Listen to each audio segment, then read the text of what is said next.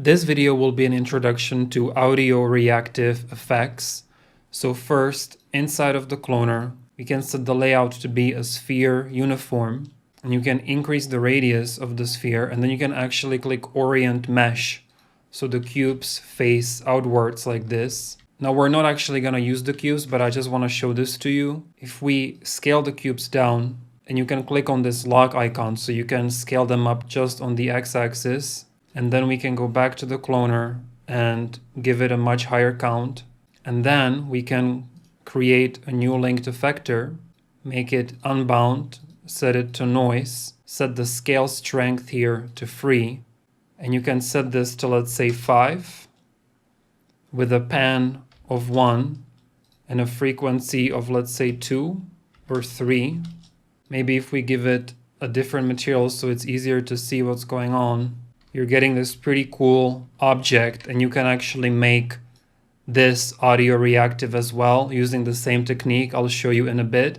But I just wanted to show you something with cubes, but we are actually gonna use spheres for this. So I'll just go over here, shape, sphere, and drop that on top of my cloner.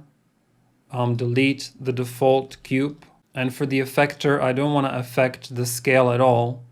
Instead, I want to affect location. So I'll just set this to, let's try 10 by 10. Also, let's give the sphere the M basic material, just the white one.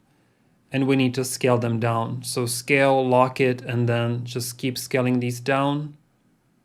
Let's make them pretty small. So maybe 0.18. I want to have a lot more of them. So just increase the amount until they're almost touching. Nice. So I'm at about 6,500 spheres. And to make this audio reactive, there are many different things that you can do because all of these different values can be affected by audio. If we go into the effector, we could affect the scale, the frequency, the location, all of that. But the easiest is just to link the magnitude to the audio. Right, already you can see as I'm moving this from 0 to 1, I can tell this could work pretty well reacting to music. So I'll just right click on the magnitude and say sound wave and select down here under properties magnitude float. Then go into the operator stack, animators, and we need to give it an audio. So in your motion crash course folder, I created a new folder called audio, and I've already imported my music track. I recommend that you pick some very basic music track that has some clear bass hits just to make it obvious that it's working. So I'll just grab my music track and drop it right here, and it's already reacting to the music a little bit. Now to make this more obvious, we need to just increase the strength of the noise. So back in the details here, I'll set the location strength to 20, 20, and 20.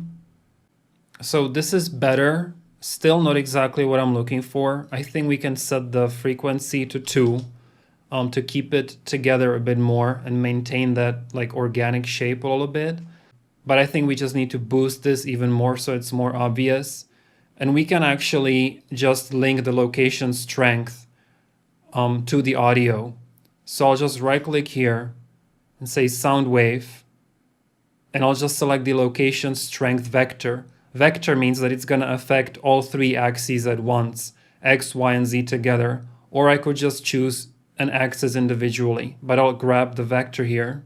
So now I have a second sound wave animator down here that I will once again drop my audio track into.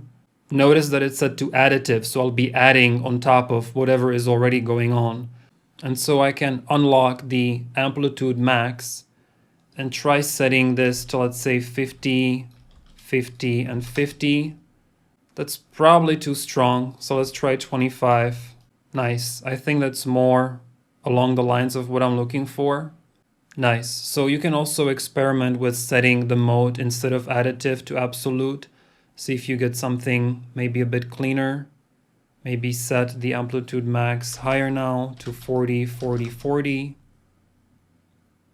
Nice. I think that's exactly kind of what I wanted, so that when the music is quiet, you get that sphere shape, and as soon as you get a bass hit, it kind of opens up. Cool. And if you wanted to change more quickly, you can also just increase the pan here to maybe 2. I'll be just moving around a bit faster. And so right now the music is just auto playing in the background, but you can also control it directly from the sequencer. The way to do that is just to click here on the time source, and instead of world you can say sequencer, and then you can click create track.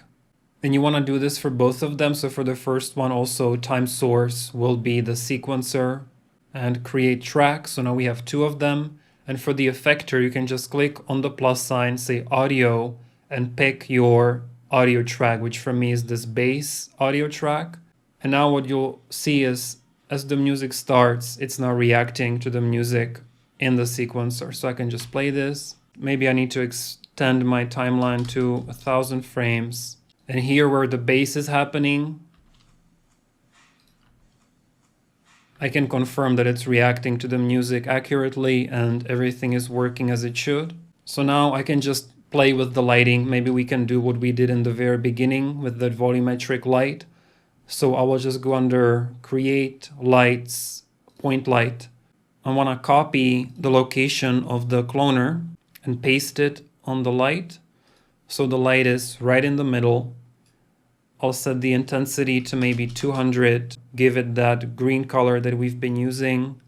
I want to set the intensity of all the other rectangular lights very low, 5.